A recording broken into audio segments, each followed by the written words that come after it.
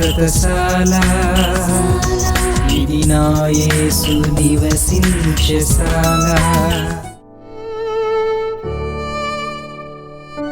ఈ ఉదయం దేవుని వాగ్దానం. స్తోత్రములు కలుగునుగాక, దేవునికి మహిమ కలుగునుగాక. పరిశుద్ధ గ్రంథంలో నుండి సర్వశక్తిమంతుడైనటువంటి దేవాతి దేవుడు మనకిచ్చిన లేఖన భాగం చదువుకుందాం. ఆదికాండం 8వ అధ్యాయం 8వ వచనాన్ని చదువుకుందాం. మరియు నీళ్లు నేల మీద నుండి తగ్గినవో లేదో చూచుటకు అతడు తన యొద్ద నుండి నల్ల పావురం ఒకటి వెలుపలికి పోవిడిచెను. దేవుడి మాటలు దీవించి ఆశీర్వదించునుగాక.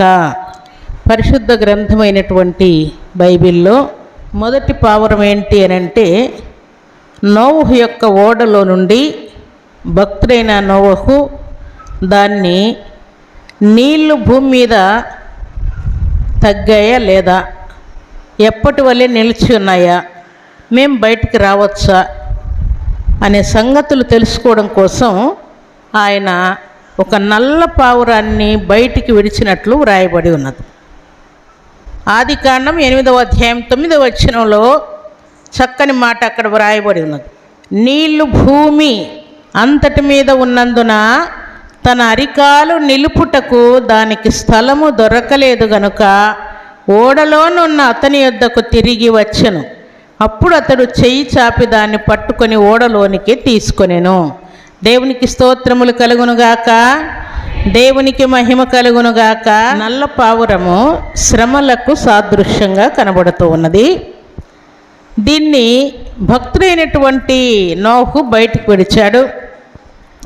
ఓడ దగ్గరికి రాగానే వెంటనే ఆయన దాన్ని తీసుకొని లోపలికి చేర్చుకున్నాడు. ఈ మాటను మనం జాగ్రత్తగా పరిశీలిస్తే ఈ నల్ల పావురం దేనికి సాదృశ్యం అని చెప్పుకున్నాం? దేనికి? శ్రమలకు సాదృశ్యంగా ఉన్నదని చెప్పుకున్నాం. ఈ నల్ల పావురమును శ్రమలకు, వేదనలకు, అవమానాలకు సూచనగా ఉంటే, ఆ శ్రమలోనైనా కూడా లోకంలోనికి వెళ్ళింది. లోకమంతా, భూమి అంతా కూడా విస్తారమైన జలముతో నిండి ఉన్నది. పీనుగలన్నీ ఉన్నాయి, అన్నీ చనిపోయాయి జలప్రలయం ద్వారా. నోవహు ఆయన ఫ్యామిలీ మాత్రమే ఓడలో భద్రంగా ఉన్నారు. ఓడలో ఉన్నటువంటి జంతువులు కూడా భద్రంగా ఉన్నాయి. అక్కడికి వెళ్ళిన తర్వాత దానికి కాలు మోపడానికి కూడా ప్లేస్ లేనందున నేరుగా వచ్చేసినట్టు మనం చదువుకున్నాం కదా. ఈ శ్రమలు అనేటువంటి ఈ పావురం విశ్వాసికి సాదృశ్యంగా ఉంటుంది. ప్రియులారా, శ్రమలలోనికి మనం వెళ్ళినప్పుడు, నిందల్లో ఉన్నప్పుడు, బాధల్లో ఉన్నప్పుడు, వేదనలో ఉన్నప్పుడు చాలామంది ఏం చేస్తుంటారంటే, దేవుణ్ణి వదిలిపెడదాం, ఇంకా దేవుణ్ణి నమ్ముకున్నందుకు లాభం ఏంటి, ప్రయోజనం ఏంటి, ఏం మేలు జరిగిందని నాకు అని చాలామంది అనుకుంటూ ఉంటారు. కానీ అది సరైనటువంటి పరిష్కారం కాదు ప్రియులారా. శ్రమలో, బాధలో, నిందల్లో, వేదనలో మనం ఉన్నప్పుడు తప్పకుండా ఎక్కడికి రావాలి? దేవుని సన్నిధికి రావాలి. దేవునికి స్తోత్రములు కలుగునుగాక, దేవునికి మహిమ కలుగునుగాక. దేవుని సన్నిధికి వచ్చి మన కష్టాన్ని, మన దుఃఖాన్ని, మన వేదనను సర్వశక్తిమంతుడైనటువంటి దేవాతి దేవునికి విన్నవించవలసి ఉన్నది. అందుకే ఈ శ్రమల పావురమైనటువంటి నల్ల పావురం బయటికి విడిచిపెట్టినా కూడా మరలా ఎక్కడికి వచ్చిందంట? నేరుగా నోహు దగ్గరికే వచ్చింది. శ్రమల పావురము దేవుని సన్నిధికి ఈలాగున రావలసి ఉన్నదని దేవుడు జ్ఞాపకం చేస్తూ ఉన్నాడు. దుఃఖంలో ఉన్న దేవుని సన్నిధికి రావాలి, వేదనలో ఉన్న దేవుని సన్నిధికి రావాలి, రోగంతో ఉన్న దేవుని దగ్గరికి రావాలి, అవమానాలతో ఉన్న దేవుని దగ్గరికి రావాలి. అప్పుడు మాత్రమే మనకు నిజమైనటువంటి ఆశ్రయము, నిజమైన విజయము, నిజమైనటువంటి ఆనందము తప్పకుండా మనకు దేవుని సన్నిధిలో దొరుకుతుంది ప్రియులారా. ఇది దేవుని సన్నిధి చేరగానే, అనగా ఓడలోనికి చేరగానే ఆయన సంతోషంగా దాన్ని చేర్చుకున్నాడు.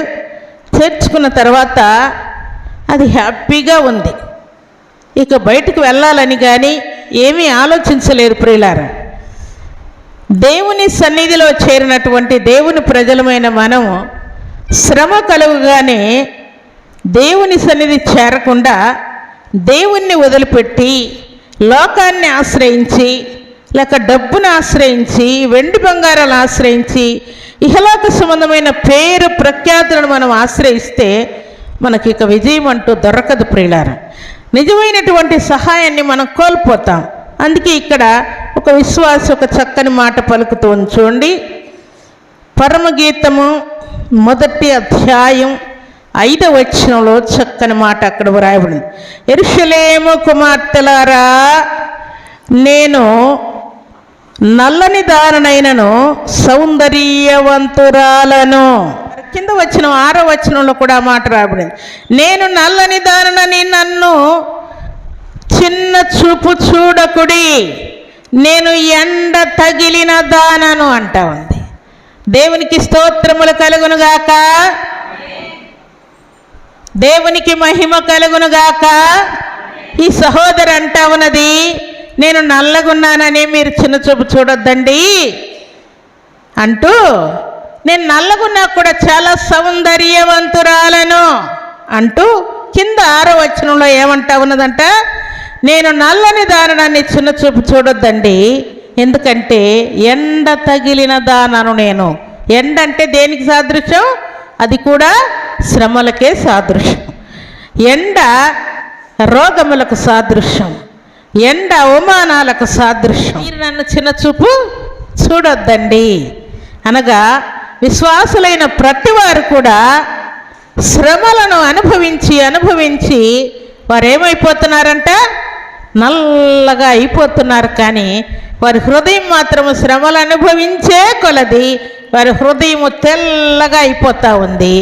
కానీ వారి శరీరం మాత్రం నల్లగా అయిపోతూ ఉందంట. అందుకని ఈమె సంఘాన్ని గురించి మాట్లాడుతూ, విశ్వాసిని గురించి మాట్లాడుతూ ఈమె ఈ మాట, కరువు అనుభవించిన దానను, అప్పుల్లో ఉన్న దానను, రోగములో ఉన్న దానను, అవమానాల్లో ఉన్న దానను, అందరి చేత తృణీకరించబడిన దానను. కాబట్టి నన్ను చిన్న చూపు చూడొద్దండి.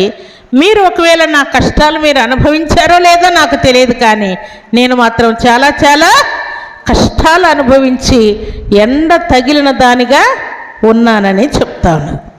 అయితే ఈ నల్ల పావురం ఎలాగున నోహు వదిలిపెట్టిన తర్వాత తిరిగి ఓడలోనికి చేరిందో, ఈమె కూడా దేవుని సన్నిధిని వదిలిపెట్టట్లేదు.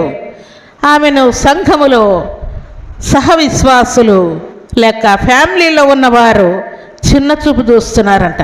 నీ బ్రతుకంతే, ఇంకా ఎప్పుడు నీకు రోగాలే, ఎప్పుడు నీకు నిందలే, ఎప్పుడు నీకు అప్పులే, నీ బ్రతుకంతే, నీ విద్యాబుద్ధులంతే, నీ వివాహం అంతే, నీకు సంతానం అంతే, నీ పిల్లలంతే, నీ భర్త అంతే, నువ్వంతే అన్నట్టుగా అందరూ చిన్న చూపు చూస్తూ ఉంటే ఆమె నన్ను చిన్న చూపు చూడొద్దండి, నేను ఎండ తగిలిన దానను అని చెప్తా ఉన్నాను. నిజం ప్రియులారా, కష్టంలో ఒకవేళ నువ్వు దేవుని దగ్గరికి రాకుండా లోకం వైపు వెళ్ళావంటే నీకు ఇంకా ఎండ తగలలేదనే లెక్క. ఎండ తగిలితే నువ్వేం చేస్తావు? తప్పకుండా దేవుని సన్నిధిలో నిలుస్తావు, అంతే. అందుకే దేవుని బిడ్డలు కాని వారు ఏం చేస్తారనే మాట చదువుకుందాం. చూడండి, ఆదికాండం 8వ అధ్యాయం 7వ వచనంలో చక్కని మాట అక్కడ వ్రాయబడి ఉన్నది. ఒక కాకిని వెలుపలికి పోవిడిచెను, అది బయటికి వెళ్ళి భూమి మీద నుండి నీళ్లు ఇంకిపోవు వరకు ఇటు అటు తిరుగుచుండెను. ఏం చేస్తుందంట? పావురం ఏం చేసింది చెప్పండి? అమ్మో, నీళ్ళు ఉన్నాయి, నేను ఇక్కడ కాలు పెట్టలేను, నిలబడలేను, నా వల్ల కాదు. అందులో ఒకవేళ నీళ్ళైనా తాగుదామంటే ఇవన్నీ మురుగునీళ్ళు, శవాలు పడి ఉన్నటువంటి నీళ్ళు, నా వల్ల ఈ పని కాదని పరిగెత్తుకొని వచ్చి ఓడలో చేరిపోతే కాకి ఏం చేస్తూ ఉందంట?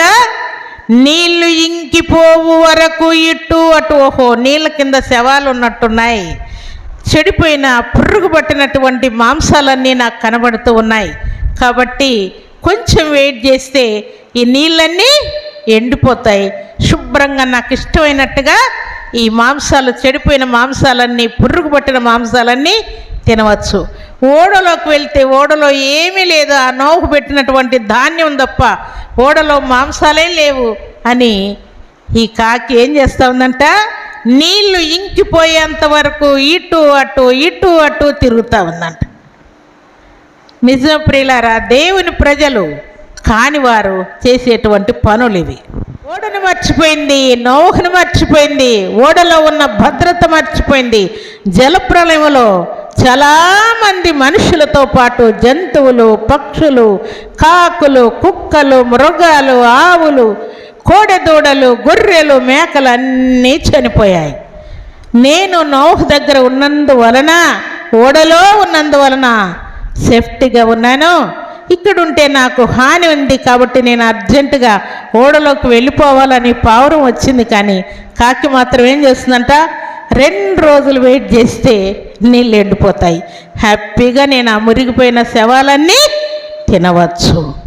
ఇది దేనికి సాదృశ్యం అంటే, విడిచిపెట్టినటువంటి పాపాన్ని మరలా చెయ్యాలనుకునేటువంటి వారికి సాదృశ్యంగా ఉంది.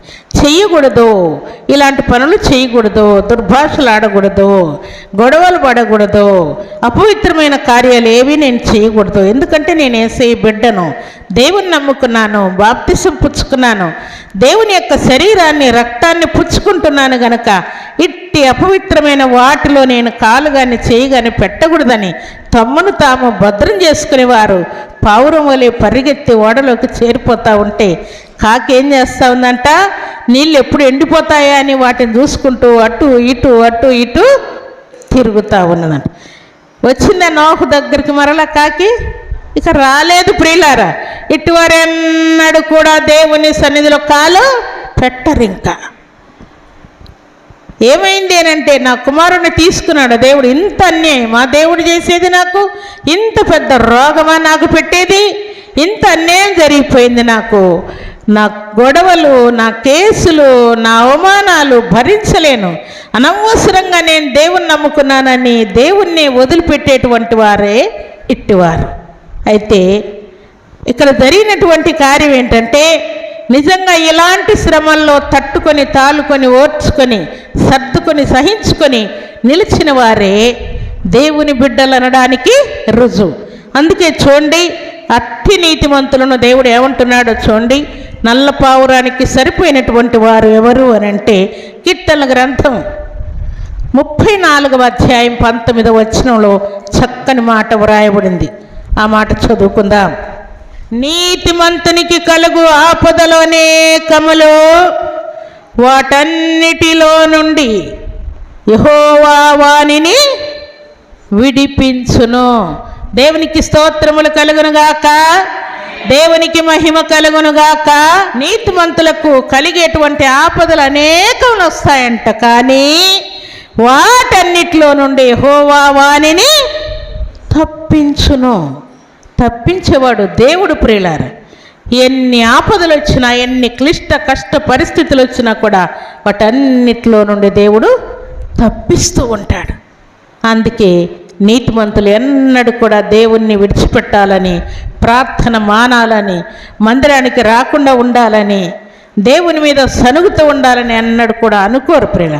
వారి ఆలోచనకు కూడా అలాంటి ఆలోచనలు రావు ప్రియులారు. అందుకే సర్వశక్తిమంతుడు అయినటువంటి దేవాతి దేవుడు నీతిమంతులను వాటన్నిటిలో నుండి తప్పిస్తూ ఉన్నాడు. సర్వశక్తిమంతుడైనటువంటి దేవాతి దేవుని సన్నిధిలో చేరిన మనం నిజంగా నల్ల పౌరానికి సరిపోయినట్టున్నామా? ఏ శ్రమ కలిగినా కూడా ఎవరితో చెప్పని అవసరం లేదు, నా భర్తతో అవసరం లేదు, నా భార్యతో అవసరం లేదు, నా తల్లితో అవసరం లేదు, నా తండ్రితో అవసరం లేదు. ఏ శ్రమ వచ్చినా, ఏ కష్టం వచ్చినా, ఏ అవసరత వచ్చినా నా దేవునికి, నా ప్రాణనాథునికి నేను సెలవు ఇవ్వాలి. నా దేవునికి నేను విన్నవించాలి, నా సన్నిధిలో ఏడవాలి, ఉపవాసం ఉండాలి, నా కష్టమంతా నా దేవునికి చెప్పుకోవాలి అనుకునేవారే నల్లపావురానికి సరిపోయినవారు. కష్టం రాగానే లోకం వైపు, శరీరం వైపు, సాతాను వైపు, డబ్బు వైపు చూసేవారందరూ కూడా ఇంకా కాకితత్వానికి సరిపోయినట్టుగానే ఉన్నారని దేవుడు జ్ఞాపకం చేస్తున్నాడు. కాబట్టి ఇహలోకంలో మనకు ఎన్నైనా రావచ్చు, వాటన్నిటిలో నుండి దేవుడు నీతిమంతులకు కలుగు ఆపదలు అనేకములు, వాటన్నిటిలో నుండి యెహోవా వానిని తప్పించునన్న మాటను గట్టిగా పట్టుకొనండి. దేవుడు నిశ్చయముగా నా పక్షముగా ఉన్నాడు, నా జీవితంలో ఈ కార్యాన్ని నెరవేరుస్తాడన్న విశ్వాసముతో మీరుండండి. తప్పకుండా దేవుడు మిమ్మల్ని తప్పిస్తాడు, దీవిస్తాడు. అలాంటి కృపా భాగ్యం సర్వశక్తిమంతుడైనటువంటి దేవాతి దేవుడు సర్వ సమృద్ధిగా మనందరికీ అనుగ్రహించి ఆశీర్వదించునుగాక. ఆమేన్.